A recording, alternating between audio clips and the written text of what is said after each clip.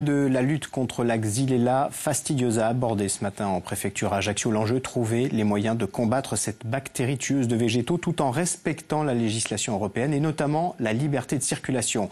Un représentant du ministère de l'Agriculture a présenté les conclusions d'un audit aux arboriculteurs producteurs d'huile d'olive et pépiniéristes. Reportage Sylvie Wolinski, Jacques-Paul Stéphanie. Si l'on suit les recommandations de l'audit conduit par la Commission européenne en février dernier, un arrachage massif de tous les végétaux devrait s'effectuer autour des 293 foyers de Xylella fastidiosa recensés aujourd'hui en Corse du Sud, seulement 17 en Haute-Corse. Solution proposée par l'État, une mise sous cloche d'une partie de la Corse qui ne satisfait pas tous les professionnels.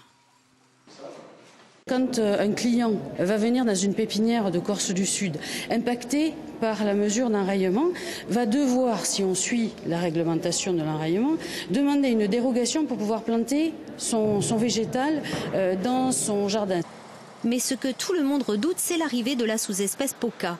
Car si un arrêté préfectoral interdit toujours l'importation de végétaux sur l'île, il accorde néanmoins des dérogations dont le nombre augmente considérablement. 171 en 2015, 687 cette année. L'Office de l'environnement propose avec l'ODARC un plan alternatif pour enrayer ces importations. Des propositions en opposition avec les accords de libre-échange. Ce qu'on constate, c'est quand même que le droit européen applicable sur la Xylella, pour l'instant, ça n'a pas fonctionné. Et ça, même la Commission le reconnaît, puisque dans les Pouilles, c'est un désastre absolu et rien n'a été appliqué parce que ce droit est inapplicable. Donc ça, même la Commission le reconnaît, c'est pour ça qu'ils attendent de nous des propositions. Des propositions qui devront être validées par la Commission européenne après discussion avec les États membres. Le droit communautaire lié à Xylella a déjà évolué à 2 reprises en 1 an. Donc ça montre bien qu'on est sur un droit qui se construit. Mais simplement, il y a derrière ce droit un certain nombre d'enjeux essentiels. Et nous, Français, nous sommes les premiers à les demander.